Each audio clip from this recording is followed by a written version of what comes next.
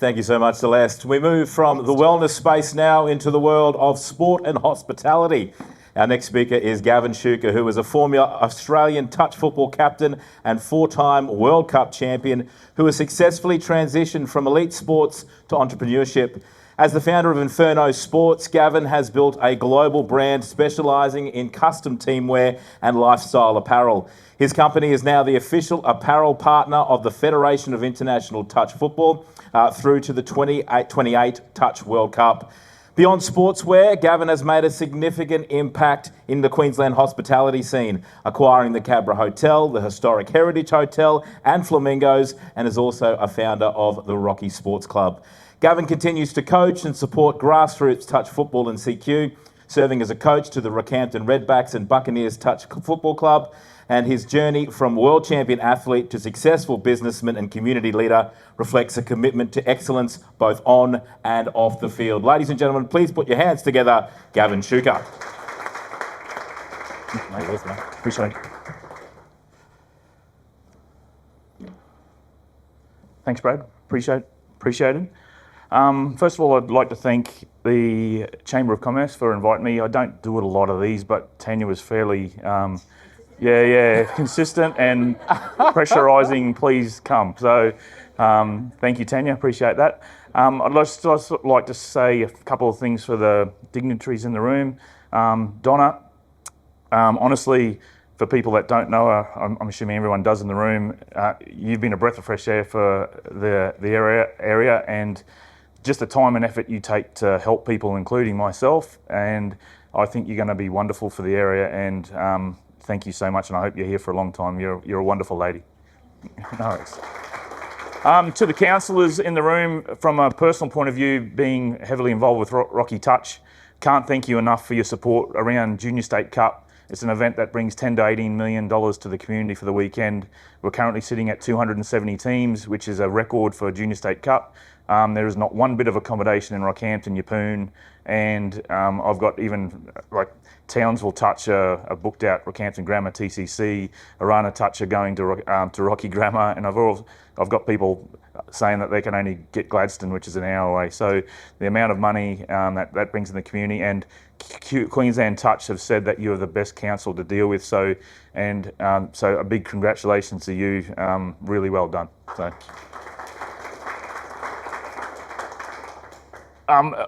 Tanya gave me a little bit of an outline to talk about, just quickly brief about myself and then talk about a certain topic. So I'll just give you a quick rundown on myself. 28 years in the fire service. I joined as a 19-year-old and retired just before COVID. Specialty in road accident rescue, and I love serving the community, and something that I really hold close to my heart. But we've obviously done a little bit else in the meantime. We started with my sporting background. We started Inferno Sports in 2009 with my wife Tanya, who's just there. Honestly, like in business, you don't know what you're doing when you first start. It's like to me, I describe it as when you've got kids, you don't know whether you're doing a good job, but you have a go and just see how you're going. So that's how we started, and from there, it's been going now since 2009. 16 years it's been going, and we've been lucky enough we're in 19 countries. I've got a team of 13 in the Philippines with graphic artists, international managers, and our own company and factory in Shaoxing, China, with 45 employees. So and that really runs itself. We've got a lot of very good managers and people that do it. Obviously in the background, I do a fair bit with the contracts with Queensland and Federation of International Touch, but that kind of it's been very successful, and it's something that I really like. So on top of that, we started off doing a little bit of building. Tanya and myself, we did the Good Life building near North Rocky. I don't know whether we know that one. And then a few housing developments. And then probably the big one in 2018, the CQ bid went broke, and I saw it as having a sporting background. I got told it was going to be used as offices and everything. So I just made an inquiry to have a look at it, and we put in a bid that was not going to be successful, but we got it. And then, so that was the journey with the Rocky Sports Club. So it started, and again, we didn't have a clue what we were doing, and now it's we've got 130 clubs, events and associations. We've got a grant for $23 million for infrastructure if we can ever get through some red tape.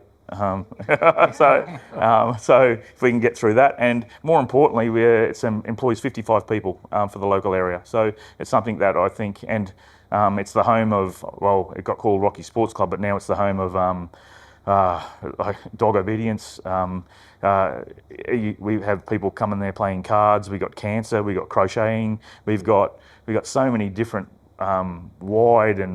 such a wide spread of the community. It's just it's a great place for people to come and meet. And our motto is a place to call home. And that's what we want for the community, a place to call home. We've also expanded out into, we've got the Heritage and Flamingos now, which is opening up on June the 6th. We've got Jamin Bob, who works for the Flamingos. He's bringing all these Australian Idol people, Marshall Hamburger, along. And I only learnt the other day, his dad, Gavin Hamburger, actually used to play in the old Mr. President. So it's a full turn circle for that family. And we've got Cabra, and our latest venture is with my passion for real estate. We're venturing into Century 21 with two wonderful people in Nathan and Alex Price, and looking at setting up a home property network so people can come and get, sell, rent, buy, but also get advice on insurance as a one-stop shop. So that'll be launching in probably 2 or 3 weeks. So that's something that we're venturing into, and it's something that I think the community needs. Just for myself, finance was one thing probably even 5 years ago I wasn't very specialist in, and also like advice from good people, and I'm really passionate about that side of things as well. So just to get on to the items Tanya gave me just to do, the thing that I picked out was lessons learned from failure, unexpected change, and philosophies on business. So I got 12 different things that I wrote down just to quickly just go through from my point of view I've learned along my journey, and if it can help anyone here, then just even one little bit, then I think I might have done a little bit of my job. So the first one, don't be afraid of failure. Most people I know do not want to do anything that they fail at because they're worried about what people think of them. My big thing is, don't be afraid. You have to have a go, otherwise you will never win. And I put that philosophy on kids in sport, business, or anything. Like, you cannot be afraid of failure. And it goes when you're just asked to do something that you're not good at, have a go, because you just never know where it ends up. So please don't be afraid of failure. And a lot of people do it regularly. I know if you've been in business, you failed. And I failed at plenty of things. I fail almost every day. Ask my wife, she corrects me every time. All right. So don't be afraid of failure. Secondly, practice your weaknesses. I'm really big on this because a lot of people practice their strengths. Like if I don't consider myself great at public speaking, but during the fire service, it's one thing that you have to do is go out and speak to public and so forth. And people don't like practicing their weaknesses. I'll put the football analogy into it. A lot of people, when you see warming up for a football game, they pass the way that they can pass, but they will never pass the other way because, again, they don't want to look bad. Whereas I try and instill in all my juniors and seniors and anyone, pass that other way and make sure you get good at it. And it's like in your business, if you're not good at something, get someone who is good, or try and learn it yourself, or get someone who's good and then try and learn off them and make yourself better. Because the better you can get at things and the more well-rounded you are, the more bulletproof you are as a business and as a person. The more well-rounded you are, the better you are. So make sure you just practice your weaknesses.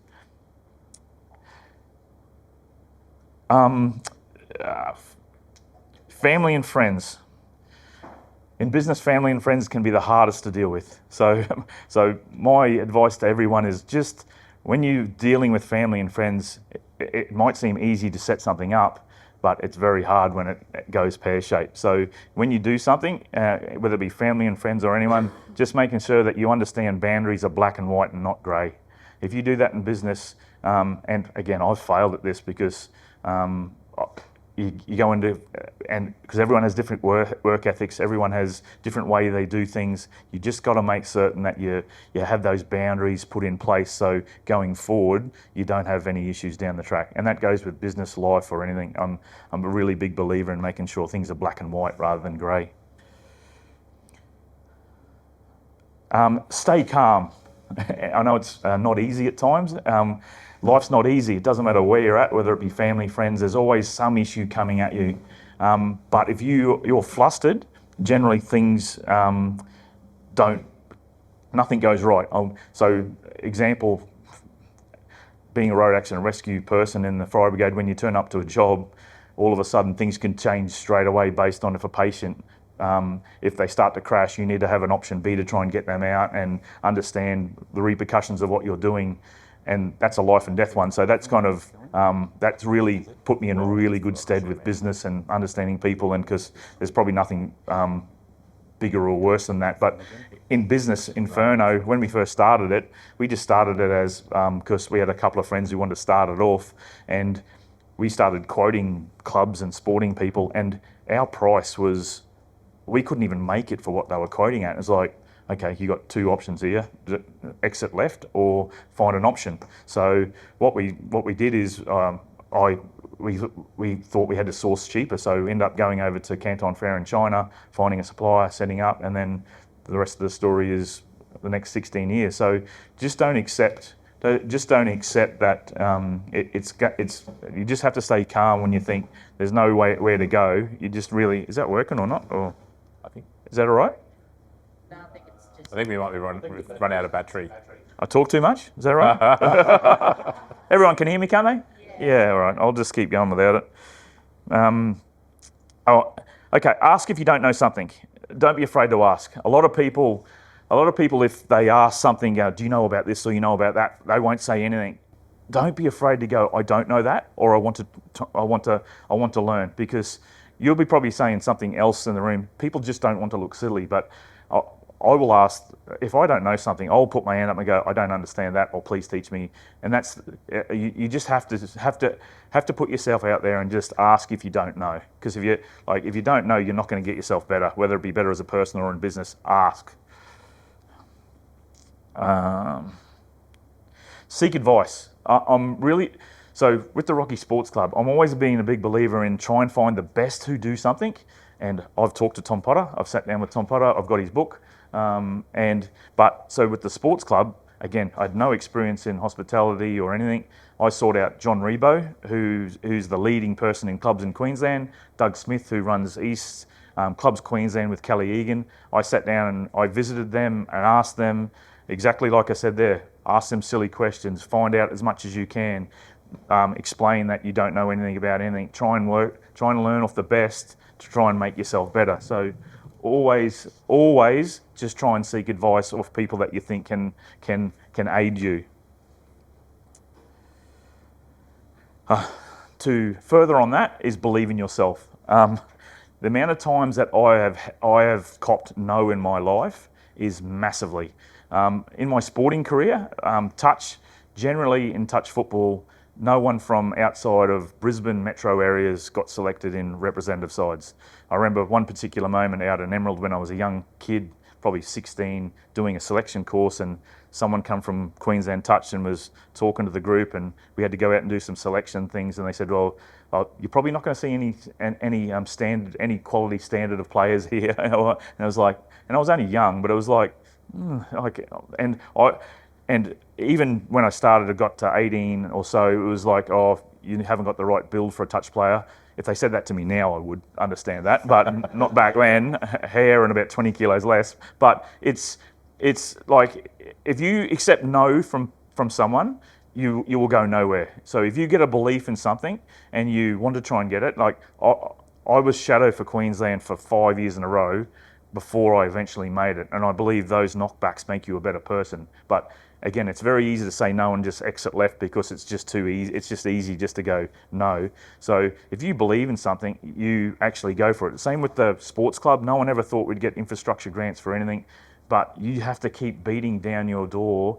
If you've got a belief, like, amazing things can happen if you actually believe in yourself and you have a go.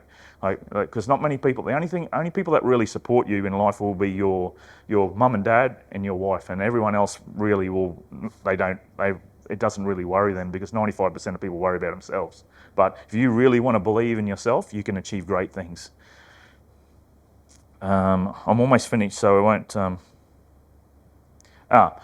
always think you're the dumbest in the room.